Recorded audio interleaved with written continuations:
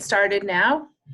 Thank you for coming to the webinar today. There's a little bit of additional information, but we're still planning and working hard to get ready for students to come in the fall. I think the additional information is that the state of Utah, and I can't remember if this happened this week or last week, they kind of all blend together, but the state of Utah has amended the policies for Orange, and so attending colleges and universities on campus in a socially distanced way is now part of Orange. So for a while, we felt like we had to have the county go to yellow before school could be in session. And now we know, and we've got guardrails on how to safely operate if the county is still in orange. So this is something that is good news. We continue to prepare for students to come on campus. We've had several faculty meetings where faculty is looking at the best way to operate in an IVC format. So that's where you have, I went over the formats not so long ago. So you have a hybrid, and then you have a virtual, and then you have an in-person, and then a purely online. And so the professors will be in a situation where they will have some students in the class and then some students who are participating at the very same time on Zoom. And so we've been practicing the technology. We've added microphones and cameras to all the classrooms, and we're going to be adding some TAs who will be managing the technology. We've got recommendations for students and for faculty and what types of masks work better for hearing in classes and how you can do group work. So there's been a lot of really great work happening to prepare everybody to operate when campus starts up again. So I think that if there's any questions, I want to make sure that you know how to ask questions. So if you go to the Q&A chat box in the bottom of your screen, you can ask a question that way, or just the regular chat, you can ask a question that way as well.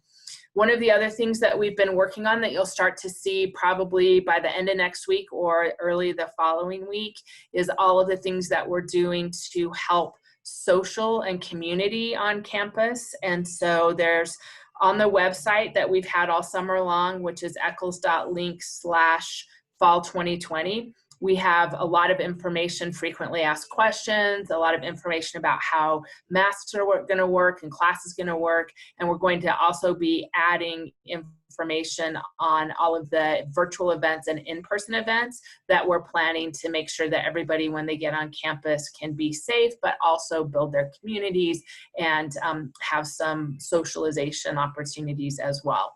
And so this is something that you'll start to see appearing. There's been some faculty volunteering to do special virtual events where you can talk about current events with them. There's some staff and dean's team that'll be doing some things that you'll be able to sign up for. So there's a lot of really awesome things planned. And also housing is planning a lot of really great community building events as well. So there's also going to be a lot of information coming up soon. August is really when we ramp up and get information out to you on Canvas. There's going to be some optional Canvas modules that you can go through to understand how to use Zoom and Zoom etiquette for people. So if you're nervous about starting in more of a virtual environment or going back and forth between in-person and virtual, we'll make sure we have all that information available for you. In addition, we are working on the way that we're going to split up classes. So there's many classes where half of the students will appear on like one day, the other half will appear in person on the next day, and then you'll alternate with Zoom. Some of these classes will give you the opportunity to opt into the full digital format. And so all of that information is coming up, how we're dividing people out. What we're doing is we're going to come up with a way that the Eccles School will follow so that the same protocol happens class to class, so that if you go Monday in one class, that you're not going to have to do a virtual class right after that class. So we'll try to organize it in a way so that it's consistent from class to class. So lots of things to be looking for. Blink is working really hard on a lot of great activities. That's our student leadership group in the Eccles School. And so their events will show up on this calendar that I mentioned to you that will be on the eccles.link/fall 2020. So I'm looking for questions. So if our class currently says TBA, does that mean that they are likely online? And the answer to that is not necessarily. The things that are being updated as they become updated as far as location is there's a placeholder for TBA. And so the registrar had to go and touch every single class. And so we've been adding the information as quickly as we can. Where you will absolutely see the specifics is in the Canvas when you're able to link into your Canvas course and see on the syllabus. And so they're trying to update them in the schedule, but they'll be accurate in Canvas as well. So it doesn't necessarily mean that they're online. The TBA is a location. There's another place in the catalog that shows the type of class it is, and that's where you should see hybrid, IVC hybrid, or online. That tells you the mode of your class. So if it says online, that means all the content is online and it's asynchronous. And what asynchronous means is that you can do the work according to your schedule. And so you'll still have due dates every week, but you can get the work done according to your schedule within that week. If it says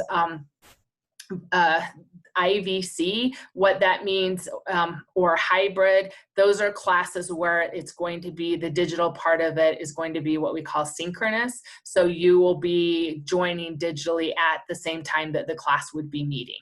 And so that's the difference between those classes. And then sometimes we have a hybrid where part of the class is in person and part of the class is IVC. So look at, on the schedule, look at the type, not the location, to find out what class it is.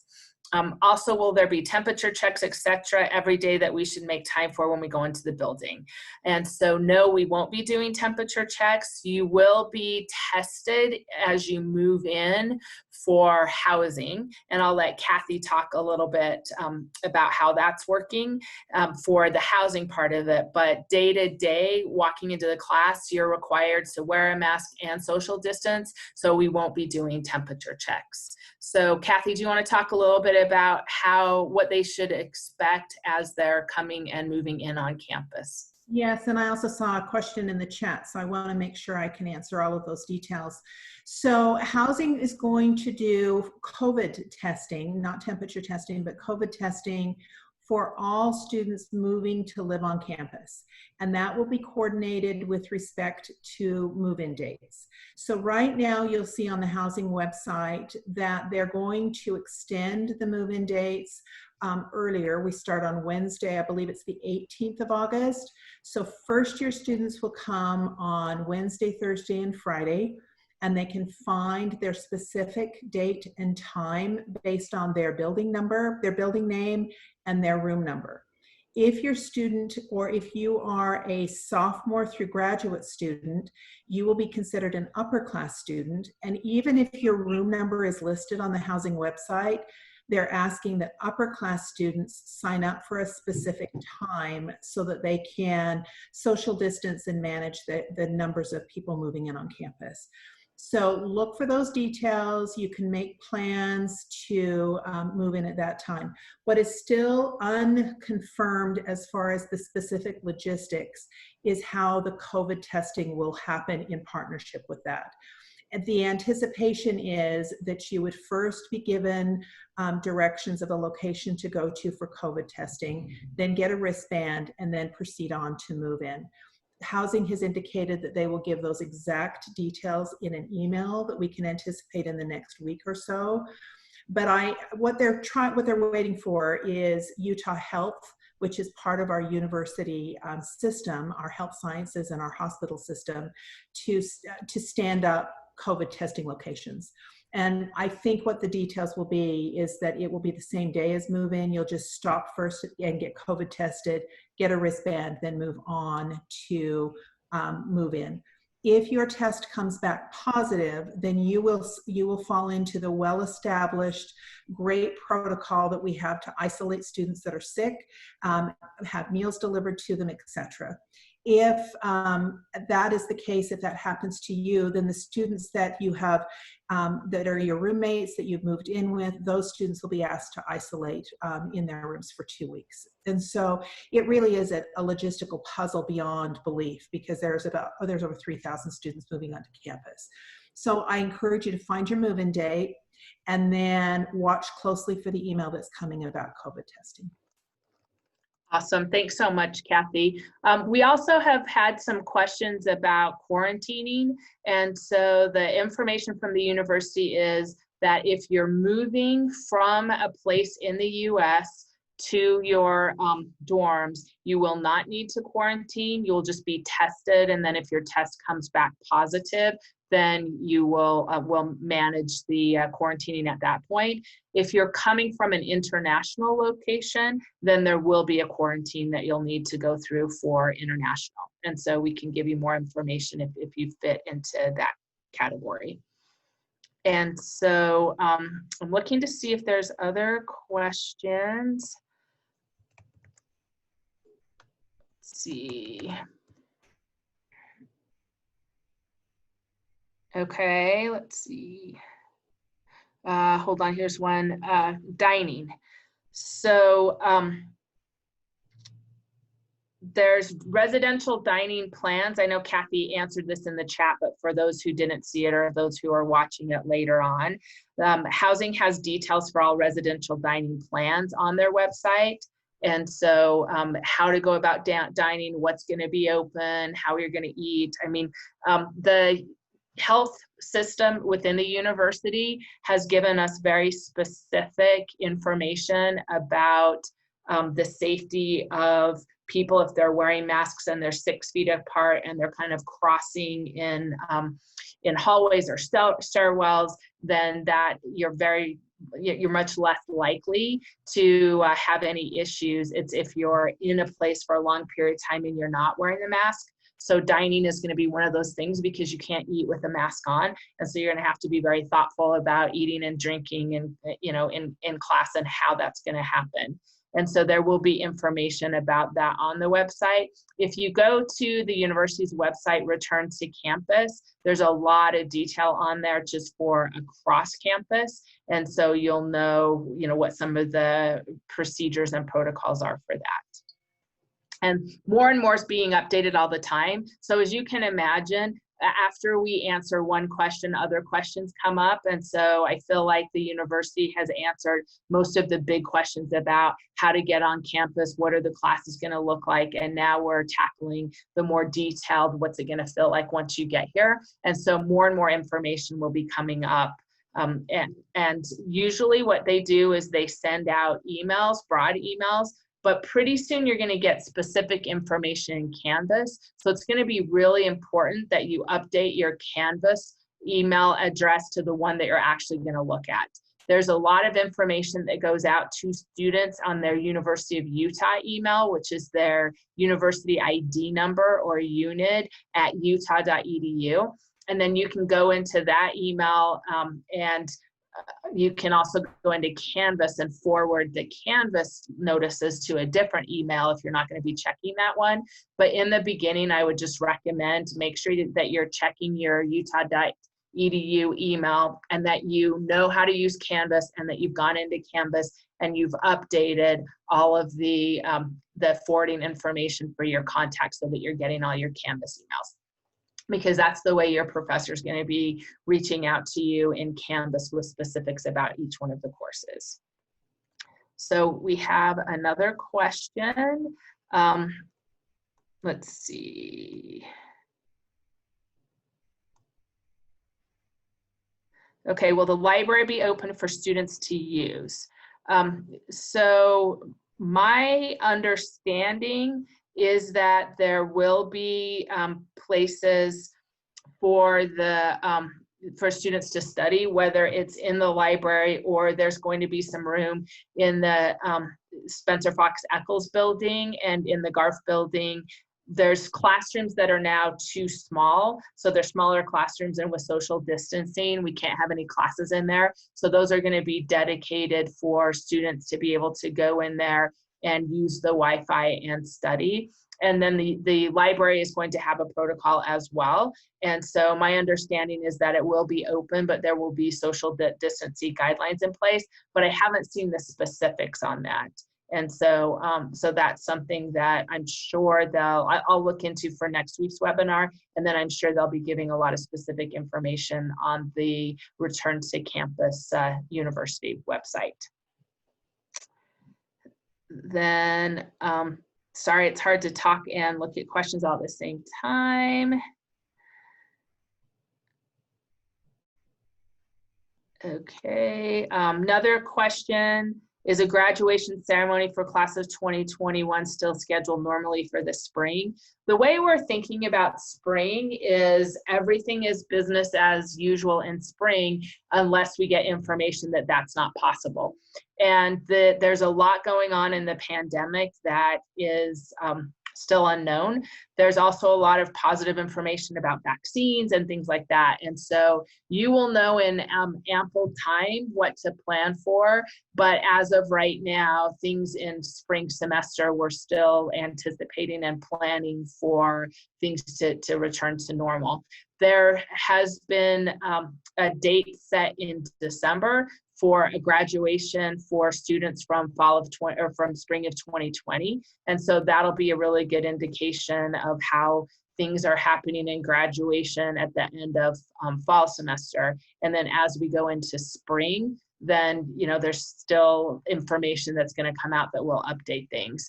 One thing that you will be seeing is you're going to be seeing opportunities that are coming up in spring and summer, like Eccles Global, and there's information sessions, and there's opportunities to sign up for it. And of course, we'll make all the updates to the information that we have of what's going to happen, whether we can go spring or not, whether we can go summer or not, when we get more information and as we get closer. But if we don't have you start signing up for these things, then there won't be time to execute them in the event that things are going to work out. So we've got plans for all of the out-of-state travel and out-of-country travel for business scholars. We're planning that, and we're prepared to do that. Eccles Global, same thing. We're planning it. We're prepared to do it. And then we'll make adjustments and be very clear about communicating those adjustments as we see how the pandemic goes during the fall semester and into spring. So let me look again at the Q&A. Okay, I've answered those questions. And then I'm going through the chat.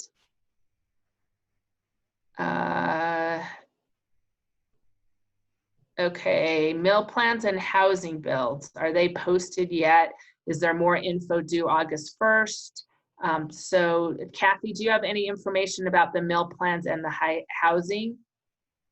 I did, and I've responded via the chat, but you can't, every student's account is unique. So I'm going to encourage you to call housing, 801-587-2002. Yes, at this point you can change meal plans. I believe that the housing bills will be posted. They go into the tuition billing system. So you'll see it alongside your tuition bill, and it should go the first week of August, but you can get that confirmed also. Call them, they're there, they're manning all of the phones, they're really responsive and can help answer the specific questions for your student.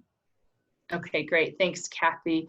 And then just a question about Utah public schools, K through 12, and what they're planning. We actually have several different school districts doing different things. So some school districts are giving students options to come in person a couple days a week or online, and others are planning online, but they haven't.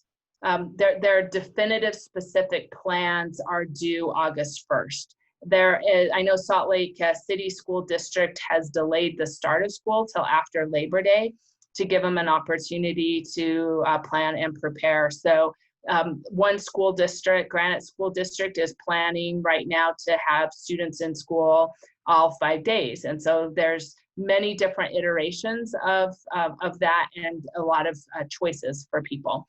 And so that's kind of currently where things are, but I anticipate much more concrete information on August 1st. What's happening right now is the school districts have gone out with their general thoughts, and then they're soliciting parent and student and community feedback as they work into their specific plans. So I have a couple more questions. The Eccles Life Center opening. I have not heard when that's going to be opening and how they're going to be managing social distancing there. And so, Kathy, have you heard anything about the Student Life Center? You know, I haven't. I can check real quick on their website and see if they've got anything posted. Okay, so that's just something that we don't have any new information on, but as we get closer to the start of the semester, then you will have more information on that. Somebody asked a question about Labor Day. Currently, classes are not scheduled for Labor Day. The only reason that fall break was removed is so that we could get more school in before people leave for Thanksgiving. One of the risks in the pandemic is for people to go away, be around other people, and come back. So any sort of out of town trips, going home for extended period of times, those type of things. So Labor Day, 1 day off, mostly people don't travel to a place and come back. And so my understanding is that that's still on the school schedule. That still is a day off. You can go to the university website and look at the calendar, the academic calendar. They have updated it to show you all of the in-person dates, and so that will tell you if they make any adjustments there. Andrea, I can jump in and answer the question about the Student Life Center. Currently, their website as of July 1st says that they are closed, and they are keeping all of their data current on their website, which is campusrec.utah.edu. Okay, great. Thank you, Kathy. Okay, that is all the questions I have so far. We are planning to do a webinar next Thursday. And then in August, we have one planned for August 13th. So we won't be doing one the first week of August. What you'll be starting to see is more specific communication. We've been covering a lot of general things in this webinar, but as you get closer to starting school, you'll want to know what your professor, what the professor guidelines are, which will be in Canvas, and what's happening from a housing standpoint, and those will be, you'll have a lot more information coming to you. So we thought it would be useful on the 13th to have another webinar to handle any questions that you might have, and then move in, start that following week. And so we typically have communication from the dean's team as we go back to school, and that starts into our normal communication cadence. And so we'll be updating that and getting your information out. We're going to keep the eccles.link/fall2020 live and updated throughout fall semester. We'll start a spring 2021 site as we get closer to spring. And so we'll add webinars as they become useful and as we need them. But the thinking right now is that there's going to be a lot of sources of information coming out in August as we get ready for school. So plan for next week, plan for August 13th, and then if we add any additional ones or we feel like there's a big need for them, then I'm happy to do these as frequently as it makes sense. Okay, so have a really great weekend. For those of you in Utah, it's a bit of a long weekend. We've got a state holiday tomorrow, but wherever you might be, have a really good weekend, and we'll see you again next Thursday. As always, the webinar will be posted up on our website if you want to go back and review anything, or if you have any questions, there's a chat feature there as well. Okay, thank you.